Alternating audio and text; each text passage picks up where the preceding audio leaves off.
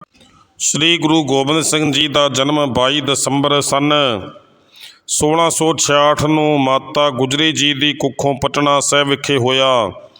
ਆਪ ਜੀ ਦੇ ਜਨਮ ਸਮੇਂ ਆਪ ਦੇ ਪਿਤਾ ਗੁਰੂ ਤੇਗ ਬਹਾਦਰ ਸਾਹਿਬ ਢਾਕੇ ਵਿਖੇ ਗੁਰਮਤਿ ਦੇ ਪ੍ਰਚਾਰ ਲਈ ਪੁੱਜੇ ਹੋਏ ਸਨ। ਉਹ ਸਨ 1670 ਵਿੱਚ ਆਸਾਮ ਤੋਂ ਪਟਨੇ ਪੁੱਜੇ ਤੇ ਆਪਣੇ ਸਪੁੱਤਰ ਗੁਰੂ ਗੋਬਿੰਦ ਸਿੰਘ ਜੀ ਨੂੰ ਪਹਿਲੀ ਵਾਰੀ ਵੇਖਿਆ। ਗੁਰੂ ਗੋਬਿੰਦ ਸਿੰਘ ਜੀ ਉਸ ਵੇਲੇ 3.5 ਸਾਲ ਦੇ ਹੋ ਚੁੱਕੇ ਸਨ। ਕੁਛ ਸਮਾਂ ਪਟਨੇ ਸ਼ਹਿਰ ਠਹਿਰ ਕੇ ਗੁਰੂ ਤੇਗ ਬਹਾਦਰ ਸਾਹਿਬ ਆਨੰਦਪੁਰ ਸਾਹਿਬ ਆ ਗਏ। ਪਟਨੇ ਵਿੱਚ ਬਾਲ ਗੋਬਿੰਦ ਰਾਏ ਜੀ ਜਦੋਂ ਆਪਣੇ ਹਾਣੀਆਂ ਨਾਲ ਖੇਡਣ ਨਿਕਲਦੇ ਸਨ ਤਾਂ ਸਾਰੇ ਬੱਚੇ ਆਪ ਨੂੰ ਆਪਣਾ ਸਰਦਾਰ ਮੰਨਦੇ ਸਨ। ਤੀਰ ਕਮਾਨ ਫੌਜੀ ਕਵਾਇਦ ਆਦਿਕ ਖੇਡਾਂ ਖੇਡੀਆਂ ਜਾਂਦੀਆਂ। ਪਟਨੇ ਵਿੱਚ ਪੰਡਿਤ ਸ਼ਿਵ ਦਾਤਾਰ ਜੀ ਦੇ ਚਰਨਾਂ ਦਾ ਭੋਰਾ ਬਣਿਆ। ਰਾਜਾ ਫਤਿਹ ਚੰਦ ਮੈਣੀ ਦੀ ਰਾਣੀ ਆਪ ਜੀ ਉੱਤੇ ਇਤਨੀ ਪ੍ਰਸੰਨ ਹੋਈ ਕਿ ਉਸਨੇ ਆਪ ਜੀ ਪਾਸੋਂ ਪੁੱਤਰ ਵਾਲਾ ਨਿੱਘ ਪ੍ਰਾਪਤ ਕੀਤਾ। ਪਟਨੇ ਵਿਖੇ ਆਪ ਨੇ ਹੋਰ ਕਈ ਕੌਤਕ ਕੀਤੇ। ਨਾਲ ਦੇ ਸਾਥੀਆਂ ਵਿੱਚ ਆਪ ਨੇ ਐਸੀ ਜੁਰਤ ਭਰ ਦਿੱਤੀ ਕਿ ਜਦੋਂ ਵੀ ਕੋਈ ਨਵਾਬ ਉਸ ਰਾਹੋਂ ਲੰਘਦਾ ਤਾਂ ਉਹ ਉਸ ਨੂੰ ਮੂੰਹ ਚੜਾਉਣ ਲੱਗ ਪੈਂਦੇ। ਆਪ ਨੇ ਸਭ ਦੇ ਡਰ ਖਤਮ ਹੀ ਕਰ ਦਿੱਤੇ। ਜਦੋਂ ਗੁਰੂ ਤੇਗ ਬਹਾਦਰ ਸਾਹਿਬ ਨੇ ਆਨੰਦਪੁਰ ਸਾਹਿਬ ਵਿਖੇ ਪਹੁੰਚ ਕੇ ਪਰਿਵਾਰ ਨੂੰ ਪਟਨੇ ਤੋਂ ਬੁਲਾਵਾ ਭੇਜਿਆ ਤਾਂ ਪਟਨਾ ਨਿਵਾਸੀਆਂ ਦੀ ਦਸ਼ਾ ਬੜੀ ਤਰਸਯੋਗ ਸੀ। ਉਹਨਾਂ ਨੂੰ ਆਪ ਦਾ ਵਿਛੋੜਾ ਆਪ ਦੀਆਂ ਪਿਆਰ ਦੀਆਂ ਯਾਦਾਂ ਤਰਸਾ ਰਹੀਆਂ ਸਨ। 5 ਸਾਲ ਆਪ ਨੇ ਪਟਨੇ ਵਿੱਚ ਗੁਜ਼ਾਰੇ ਸਨ। ਪਟਨੇ ਨੂੰ ਛੱਡ ਕੇ ਆਪ ਆਨੰਦਪੁਰ ਸਾਹਿਬ ਪੁੱਜੇ। ਇੱਥੇ ਆਪ ਜੀ ਨੂੰ ਫਾਰਸੀ, ਹਿੰਦੀ, ਸੰਸਕ੍ਰਿਤ, ਬ੍ਰਿਜ ਭਾਸ਼ਾ ਆਦਿ ਦੀ ਸਿਖਲਾਈ ਦਿੱਤੀ ਗਈ। ਘੋੜੇ ਦੀ ਸਵਾਰੀ ਤੇ ਸ਼ਸਤਰ ਵਿੱਦਿਆ ਦਾ ਖਾਸ ਕਰਕੇ ਅਭਿਆਸ ਕਰਵਾਇਆ ਗਿਆ। ਆਉਣ ਵਾਲੇ ਸਮੇਂ ਵਿੱਚ ਪੈਣ ਵਾਲੀਆਂ ਜ਼ਿੰਮੇਵਾਰੀਆਂ ਲਈ ਆਪ ਨੂੰ ਹਰ ਤਰ੍ਹਾਂ ਨਾਲ ਪਿਤਾ ਗੁਰੂ ਤੇਗ ਬਹਾਦਰ ਸਾਹਿਬ ਨੇ ਨਿਪੁੰਨ ਕਰ ਦਿੱਤਾ। ਗੁਰੂ ਤੇਗ ਬਹਾਦਰ ਜੀ ਨੇ ਸ਼ਹੀਦੀ ਦੇਣ ਲਈ ਦਿੱਲੀ ਜਾਣ ਤੋਂ ਪਹਿਲਾਂ ਆਪਣੇ ਸਪੁੱਤਰ ਗੁਰੂ ਗੋਬਿੰਦ ਸਿੰਘ ਜੀ ਨੂੰ, ਜਿਨ੍ਹਾਂ ਦੀ ਉਮਰ ਮਸਾਂ 9 ਸਾਲਾਂ ਦੀ ਸੀ, ਗੁਰਿਆਈ ਬਖਸ਼ ਦਿੱਤੀ। ਗੁਰਿਆਈ ਦੀ ਜ਼ਿੰਮੇਵਾਰੀ ਸੰਭਾਲਣ ਤੋਂ ਬਾਅਦ ਆਪ ਨੇ ਸੰਗਤਾਂ ਵਿੱਚ ਜੋਸ਼ ਭਰਨਾ ਆਰੰਭਿਆ। ਗੁਰੂ ਤੇਗ ਬਹਾਦਰ ਸਾਹਿਬ ਦੀ ਸ਼ਹੀਦੀ ਤੋਂ ਬਾਅਦ ਇਹ ਜ਼ਰੂਰੀ ਹੋ ਗਿਆ ਕਿ ਫੌਜਾਂ ਤਿਆਰ ਕਰਕੇ ਹਕੂਮਤ ਨਾਲ ਟੱਕਰ ਲਈ ਜਾਵੇ। ਸਿੱਖਾਂ ਵਿੱਚ ਸ਼ਸਤਰ ਵਿੱਦਿਆ ਦੇ ਅਭਿਆਸ ਨੂੰ ਤੇਜ਼ ਕੀਤਾ ਜਾਵੇ। 52 ਕਵੀ ਰੱਖ ਕੇ ਵੀਰ ਰਸ ਭਰਪੂਰ ਸਾਹਿਤ ਤਿਆਰ ਕਰਵਾਇਆ। ਸਨ 1680 ਵਿੱਚ ਇੱਕ ਵੱਡਾ ਧੌਂਸਾ ਤਿਆਰ ਕਰਵਾਇਆ, ਜਿਸ ਦਾ ਨਾਂ ਰਣਜੀਤ ਨਗਾਰਾ ਰੱਖਿਆ ਗਿਆ। ਜਦੋਂ ਨਗਾਰੇ 'ਤੇ ਚੋਟ ਪੈਂਦੀ ਸਿੱਖਾਂ ਦੇ ਮਨਾਂ ਅੰਦਰ ਵੀਰ ਰਸ ਦਾ ਹੁਰਾਲਾ ਆ ਜਾਂਦਾ। ਸ਼ਸਤਰ ਵਿੱਦਿਆ ਦੇ ਨਾਲ ਰਾਗ ਵਿੱਦਿਆ ਦਾ ਵੀ ਖਾਸ ਪ੍ਰਬੰਧ ਕੀਤਾ ਗਿਆ। ਗੁਰੂ ਜੀ ਨੂੰ ਆਪ ਕੀਰਤਨ ਦਾ ਬਹੁਤ ਸ਼ੌਂਕ ਸੀ। ਆਪ ਤਾਂ ਉਸ ਬੜਾ ਕਮਾਲ ਦਾ ਵਜਾਉਂਦੇ ਸਨ। ਆਨੰਦਪੁਰ ਵਿਖੇ ਲੰਗਰ ਆਰੰਭ ਕੀਤੇ। ਲੰਗਰ ਦੀ ਸਾਂਝੀ ਪੰਗਤ ਨੇ ਜਾਤ ਅਭਿਮਾਨੀਆਂ ਨੂੰ ਕੜਨੀ ਸੱਟ ਮਾਰੀ। ਸਨ 1682 ਵਿੱਚ ਭਾਈ ਨੰਦ ਲਾਲ ਜੀ ਮੁਲਤਾਨ ਤੋਂ ਚੱਲ ਕੇ ਪਹਿਲੀ ਵਾਰ ਗੁਰੂ ਗੋਬਿੰਦ ਸਿੰਘ ਜੀ ਦੇ ਦਰਬਾਰ ਵਿੱਚ ਆਏ ਤੇ ਗੁਰੂ ਜੀ ਤੋਂ ਸਿੱਖੀ ਧਾਰਨ ਕੀਤੀ। ਸਨ 1685 ਤੋਂ 1688 ਤੱਕ ਗੁਰੂ ਜੀ ਰਿਆਸਤ ਨਾਹਨ ਵਿੱਚ ਰਹੇ। ਨਾਹਨ ਦੇ ਰਾਜੇ ਮੇਦਨੀ ਪ੍ਰਕਾਸ਼ ਅਤੇ ਸ਼੍ਰੀਨਗਰ ਦੇ ਰਾਜੇ ਫਤਿਹ ਸ਼ਾਹ ਦੀ ਸੁਲ੍ਹਾ ਕਰਾਈ।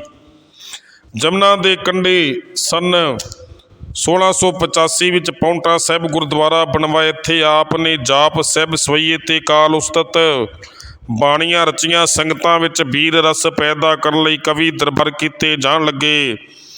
ਇੱਥੋਂ 25 ਮੀਲਾਂ ਦੀ ਵਿੱਥ 'ਤੇ ਪਿੰਡ ਸੰਢੋਰਾ ਸੀ। ਸੰਢੋਰੇ ਦਾ ਪੀਰ ਸੈਦ ਬੁੱਧੂ ਛਾਪ ਜੀ ਦਾ ਸੇਵਕ ਬਣਿਆ, ਜਿਸ ਨੇ 500 ਪਠਾਨ ਗੁਰੂ ਜੀ ਦੀ ਫੌਜ ਵਾਸਤੇ ਅਰਪਣ ਕੀਤੇ। ਸਤੰਬਰ 1688 ਨੂੰ ਭੰਗਾਣੀ ਦਾ ਯੁੱਧ ਹੋਇਆ।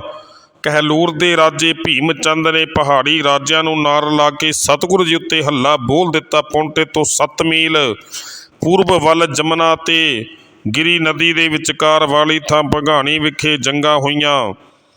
ਇਸ ਜੰਗ ਵਿੱਚ ਗੁਰੂ ਜੀ ਦੀ ਭੂਆ ਬੀਬੀ ਵੀਰੋ ਜੀ ਦੇ 5 ਪੁੱਤਰਾਂ ਨੇ ਤੇ ਮਾਮਾ ਕਿਰਪਾਲ ਚੰਦ ਨੇ ਹਿੱਸਾ ਲਿਆ। ਪੀਰ ਬੁੱਧੂ ਸ਼ਾਹ ਚਾਰੇ ਪੁੱਤਰ, ਦੋਵੇਂ ਭਰਾ ਤੇ 700 ਮੁਰੀਦ ਲੈ ਕੇ ਸ਼ਾਮਲ ਹੋਇਆ।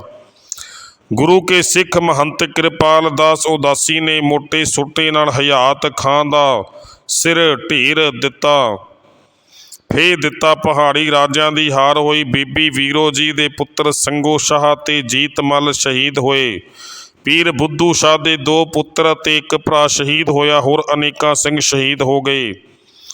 ਰਾਜਾ ਹਰੀ ਚੰਦ ਪਹਾੜੀ ਰਾਜੇ ਸਮੇਤ 3 ਪਹਾੜੀ ਰਾਜੇ ਮਾਰੇ ਗਏ। ਸਤਿਗੁਰੂ ਜੀ ਨੇ ਅਗਲੇ ਦਿਨ ਪੀਰ ਬੁੱਧੂ ਸ਼ਾਹ ਨੂੰ ਇੱਕ ਕਟਾਰ, ਇੱਕ ਸੁੰਦਰ ਪੁਸ਼ਾਕ, ਇੱਕ ਆਪਣੇ ਹੱਥੀਂ ਲਿਖਿਆ ਹੁਕਮਨਾਮਾ ਬਖਸ਼ਿਆ। ਪੀਰ ਬੁੱਧੂ ਸ਼ਾਹ ਨੇ ਗੁਰੂ ਜੀ ਦਾ ਕੰਘਾ ਜੋ ਆਪ ਵਰਤ ਕੇ ਹਟੇ ਸਨ ਅਤੇ ਜਿਸ ਵਿੱਚ ਕੁਝ ਕੇਸ ਅੜੇ ਹੋਏ ਸਨ, ਆਪ ਮੰਗ ਕੇ ਲਿਆ। ਅੱਧੀ ਦਸਤਾਰ ਪੀਰ ਬੁੱਧੂ ਸ਼ਾਹ ਨੂੰ ਤੇ ਅੱਧੀ ਦਸਤਾਰ ਮਹੰਤ ਕਿਰਪਾਲ ਦਾਸ ਨੂੰ ਬਖਸ਼ ਦਿੱਤੀ। ਭੰਗਾਣੀ ਦੇ ਯੁੱਧ ਤੋਂ ਬਾਅਦ ਗੁਰੂ ਜੀ ਅਕਤੂਬਰ ਸਨ 1688 ਵਿੱਚ ਵਾਪਸ ਅਨੰਦਪੁਰ ਆ ਗਏ ਤੇ ਦਸੰਬਰ 1704 ਤੱਕ 16 ਸਾਲ ਅਨੰਦਪੁਰ ਸਾਹਿਬ ਹੀ ਰਹੇ। ਸਨ 1691 ਵਿੱਚ ਨੰਦੌਣ ਦਾ ਜੰਗ ਜੰਮੂ ਦੇ ਨਵਾਬ ਅਲਫ ਖਾਂ ਨਾਲ ਹੋਇਆ। ਸਨ 1696 ਵਿੱਚ ਹੁਸੈਨੀ ਯੁੱਧ ਹੋਇਆ, ਜਿਸ ਵਿੱਚ ਪਹਾੜੀ ਰਾਜੇ ਹੁਸੈਨ ਖਾਂ ਨੂੰ ਚੜ੍ਹਾ ਕੇ ਲਿਆਏ ਸਨ। ਦੋਹਾਂ ਯੁੱਧਾਂ ਵਿੱਚ ਗੁਰੂ ਜੀ ਦੀ ਜਿੱਤ ਹੋਈ ਤੇ ਪਹਾੜੀ ਰਾਜਿਆਂ ਨੂੰ ਮੂੰਹ ਦੀ ਖਾਣੀ ਪਈ। ਸਨ 1697 ਵਿੱਚ ਭਾਈ ਨੰਦ ਲਾਲ ਜੀ ਫਿਰ ਗੁਰੂ ਗੋਬਿੰਦ ਸਿੰਘ ਜੀ ਦੇ ਦਰਬਾਰ ਵਿੱਚ ਆਏ। ਸਨ 1699 ਦੀ ਵਿਸਾਖੀ ਵਾਲੇ ਦਿਨ ਗੁਰੂ ਜੀ ਨੇ ਕੇਸਗੜ੍ਹ ਦੇ ਸਥਾਨ 'ਤੇ 50 ਪਿਆਰਿਆਂ ਦੀ ਚੋਣ ਕੀਤੀ ਤੇ ਅੰਮ੍ਰਿਤ ਛਕਾ ਕੇ ਖਾਲਸਾ ਪੰਥ ਤਿਆਰ ਕੀਤਾ। ਸਨ 1700 ਤੋਂ ਮਾਰਚ 1704 ਤੱਕ ਪਹਾੜੀ ਰਾਜਿਆਂ ਨਾਲ ਅਨੰਦਪੁਰ ਸਾਹਿਬ ਵਿਖੇ 3 ਵੱਡੀਆਂ ਲੜਾਈਆਂ ਲੜੀਆਂ ਤੇ ਹਰ ਵਾਰੀ ਜਿੱਤ ਪ੍ਰਾਪਤ ਕੀਤੀ। ਪਹਾੜੀ ਰਾਜਿਆਂ ਦੇ ਕਹਿਣ ਤੇ ਔਰੰਗਜ਼ੇਬ ਨੇ ਦਿੱਲੀ ਤੋਂ ਮੁਗਲ ਫੌਜ ਵੀ ਭੇਜੀ ਤਾਂ ਕਿ ਗੁਰੂ ਜੀ ਨੂੰ ਪਕੜਿਆ ਜਾ ਸਕੇ। 1704 ਮਈ ਦੇ ਮਹੀਨੇ ਅਨੰਦਪੁਰ ਦੀ ਆਖਰੀ ਲੜਾਈ ਆਰੰਭ ਹੋਈ। ਬਹੁਤ ਸਮਾਂ ਜੰਗ ਹੁੰਦਾ ਰਿਹਾ। ਸਰਹੰਦ ਦਾ ਸੂਬੇਦਾਰ ਵਜ਼ੀਰ ਖਾਂ ਫੌਜ ਲੈ ਕੇ ਪਹੁੰਚ ਗਿਆ ਸੀ। ਮੁਗਲ ਫੌਜ ਨੇ 7 ਮਹੀਨੇ ਅਨੰਦਪੁਰ ਨੂੰ ਘੇਰਾ ਪਾਈ ਰੱਖਿਆ। ਕਿਲ੍ਹੇ ਅੰਦਰ ਰਸਤੇ ਪਾਣੀ ਖਤਮ ਹੋ ਗਿਆ। ਅਖੀਰ ਵੀ 21 ਦਸੰਬਰ ਦੀ ਵਿਚਕਾਰਲੀ ਰਾਤ ਨੂੰ ਗੁਰੂ ਜੀ ਨੇ ਬਾਕੀ ਸਿੰਘਾਂ ਸਮੇਤ ਅਨੰਦਪੁਰ ਦਾ ਕਿਲ੍ਹਾ ਛੱਡਿਆ। ਸਿੰਘ ਅਜੇ ਕਿਰਤਪੁਰ ਹੀ ਲੰਘੇ ਸਨ ਕਿ ਵੈਰੀ ਦਲ ਸਿੰਘਾਂ ਉੱਤੇ ਟੁੱਟ ਪਿਆ। ਸਰਸਾ ਨਦੀ ਪਾਣੀ ਨਾਲ ਠਾਠਾ ਮਾਰ ਰਹੀ ਸੀ। ਸਰਸਾ ਨਦੀ ਦੇ ਭਿਆਨਕ ਜੰਗ ਹੋਇਆ। ਮਾਤਾ ਗੁਜਰੀ ਜੀ ਛੋਟੇ ਸਾਹਿਬਜ਼ਾਦਿਆਂ ਸਮੇਤ ਗੁਰੂ ਜੀ ਨਾਲੋਂ ਵਿਛੜ ਗਏ। ਗੁਰੂ ਜੀ ਚਮਕੌਰ ਸਾਹਿਬ ਪੁੱਜੇ, ਜਿੱਥੇ 22 ਦਸੰਬਰ ਸਨ 1704 ਨੂੰ ਚਮਕੌਰ ਦਾ ਯੁੱਧ ਹੋਇਆ। 40 ਸਿੰਘਾਂ ਨੇ ਬਹੁਤ ਵੱਡੀ ਫੌਜ ਦਾ ਟਾਕਰਾ ਬੜੀ ਬਹਾਦਰੀ ਨਾਲ ਕੀਤਾ ਅਤੇ ਵੱਡੇ ਸਾਹਿਬਜ਼ਾਦੇ ਬਾਬਾ ਅਜੀਤ ਸਿੰਘ ਤੇ ਬਾਬਾ ਜੁਝਾਰ ਸਿੰਘ ਜੀ ਵੈਰੀਆਂ ਦੇ ਆਹੂ ਲਾਹੁੰਦੇ ਹੋਏ ਸ਼ਹੀਦ ਹੋ ਗਏ। 5 ਸਿੰਘਾਂ ਦੇ ਫੈਸਲੇ ਅਨੁਸਾਰ ਗੁਰੂ ਜੀ ਚਮਕੌਰ ਦੀ ਗੜੀ ਤੋਂ ਬਾਹਰ ਨਿਕਲੇ ਤੇ ਮਾਛੀਵਾੜੇ ਦੇ ਜੰਗਲਾਂ ਵਿੱਚ ਜਾ ਪਹੁੰਚੇ। ਮਾਛੀਵਾੜੇ ਤੋਂ ਹੇਹਰਾਂ ਤੱਕ ਊਚ ਦੇ ਪੀਰ ਬਣ ਕੇ ਗਏ। 27 ਦਸੰਬਰ ਸਨ 1704 ਨੂੰ ਛੋਟੇ ਸਾਹਿਬਜ਼ਾਦੇ ਸਰਹੰਦ ਵਿਖੇ ਨੀਹਾਂ ਵਿੱਚ ਚਿਣ ਕੇ ਸ਼ਹੀਦ ਕਰ ਦਿੱਤੇ ਗਏ। ਗੁਰੂ ਜੀ ਨੇ ਪਿੰਡ ਦੀਨੇ ਵਿਖੇ ਪੁੱਜ ਕੇ ਔਰੰਗਜ਼ੇਬ ਵੱਲ ਫਾਰਸੀ ਵਿੱਚ ਇੱਕ ਚਿੱਠੀ ਲਿਖੀ, ਜਿਸ ਨੂੰ ਜ਼ਫ਼ਰਨਾਮਾ ਜਿੱਤ ਦੀ ਚਿੱਠੀ ਕਿਹਾ ਜਾਂਦਾ ਹੈ। ਜ਼ਫ਼ਰਨਾਮਾ ਭਾਈ ਦਇਆ ਸਿੰਘ ਜੀ ਲੈ ਕੇ ਗਏ ਸਨ। ਮਈ ਦੇ ਮਹੀਨੇ ਸਨ 1705 ਵਿੱਚ ਮੁਕਤਸਰ ਵਿਖੇ ਮੁਗਲ ਫੌਜਾਂ ਨਾਲ ਘਮਾਸਾਨ ਦਾ ਜੰਗ ਹੋਇਆ, ਜਿਸ ਵਿੱਚ ਮਾਈ ਭਾਗ ਕੌਰ ਤੇ ਭਾਈ ਮਹਾਂ ਸਿੰਘ ਜਥੇਦਾਰ ਬਾਕੀ ਸਿੱਖਾਂ ਸਮੇਤ ਬੜੀ ਬਹਾਦਰੀ ਨਾਲ ਲੜੇ। ਭਾਈ ਮਹਾਂ ਸਿੰਘ ਜੀ ਸ਼ਹੀਦ ਹੋ ਗਏ। ਵੈਰੀ ਦਲ ਹਾਰ ਖਾ ਕੇ ਭੱਜ ਉੱਠਿਆ। ਸ਼ਹੀਦ ਸਿੰਘਾਂ ਦਾ ਜਿੱਥੇ ਸੰਸਕਾਰ ਕੀਤਾ ਗਿਆ, ਉੱਥੇ ਅੱਜ ਗੁਰਦੁਆਰਾ ਸ਼ਹੀਦ ਗੰਜ ਬਣਿਆ ਹੋਇਆ ਹੈ। ਮੁਕਤਸਰ ਤੋਂ ਗੁਰੂ ਜੀ ਤਲਵੰਡੀ ਸਾਬੋ ਪੁੱਜੇ। ਭਾਈ ਡੱਲੇ ਦੀ ਪਰਖ ਕੀਤੀ ਤੇ ਅੰਮ੍ਰਿਤ ਛਕਾ ਕੇ ਭਾਈ ਡੱਲਾ ਸਿੰਘ ਬਣਾਇਆ। ਇੱਥੇ ਹੀ ਗੁਰੂ ਜੀ ਨੇ ਭਾਈ ਮਨੀ ਸਿੰਘ ਜੀ ਪਾਸੋਂ ਸ੍ਰੀ ਗੁਰੂ ਗ੍ਰੰਥ ਸਾਹਿਬ ਜੀ ਦੀ ਬੀੜ ਤਿਆਰ ਕਰਵਾਈ, ਜਿਸ ਵਿੱਚ ਗੁਰੂ ਤੇਗ ਬਹਾਦਰ ਸਾਹਿਬ ਜੀ ਦੀ ਬਾਣੀ ਵੀ ਦਰਜ ਕੀਤੀ। ਅਕਤੂਬਰ 1706 ਈਸਵੀ ਵਿੱਚ ਆਪ ਦੱਖਣ ਵੱਲ ਚੱਲ ਪਏ।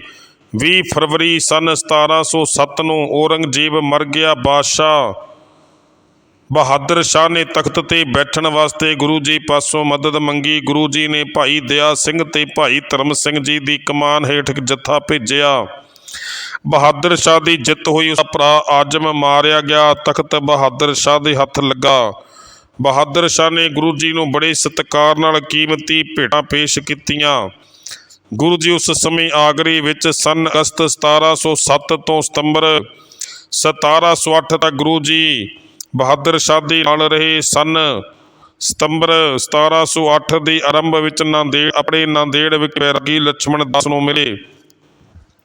ਉਸ ਨੂੰ ਸਿੰਘ ਸਜਾਇਆ ਤੇ ਬੰਦਾ ਸਿੰਘ ਬਣਾ ਕੇ ਪੰਜਾਬ ਵੱਲ ਭੇਜਿਆ। ਸਤੰਬਰ ਸਨ 1708 ਦੇ ਤੀਜੇ ਹਫ਼ਤੇ ਵਜ਼ੀਰ ਖਾਂ ਸੂਬਾ ਸਰਹੰਦ ਦੇ ਭੇਜੇ ਹੋਏ 2 ਪਠਾਣਾਂ ਨੇ ਇੱਕ ਰਾਤ ਧੋਖੇ ਨਾਲ ਗੁਰੂ ਜੀ ਉੱਤੇ ਛੁਰੇ ਨਾਲ ਵਾਰ ਕਰ ਦਿੱਤਾ। ਸਤਿਗੁਰੂ ਜੀ ਨੇ ਇੱਕ ਪਠਾਨ ਨੂੰ ਤਾਂ ਉਸੇ ਸਮੇਂ ਤਲਵਾਰ ਦੇ ਨਾਲ ਖਤਮ ਕਰ ਦਿੱਤਾ ਤੇ ਦੂਜਾ ਪਠਾਨ ਸਿੰਘਾਂ ਦੇ ਹੱਥੋਂ ਮਾਰਿਆ ਗਿਆ। ਇੱਕ ਜਰਾਹ ਨੂੰ ਸੱਦ ਕੇ ਲਿਆਂਦਾ ਗਿਆ, ਜਿਸ ਨੇ ਜ਼ਖਮ ਧੋ ਕੇ ਸਾਫ਼ ਕਰਕੇ ਸਿਉਂ ਦਿੱਤੇ। ਮਲਮ ਪੱਟੀ ਕਰ ਦਿੱਤੀ ਗਈ। ਜ਼ਖਮ ਰਾਜੀ ਹੋਣਾ ਆਰੰਭ ਹੋ ਗਿਆ।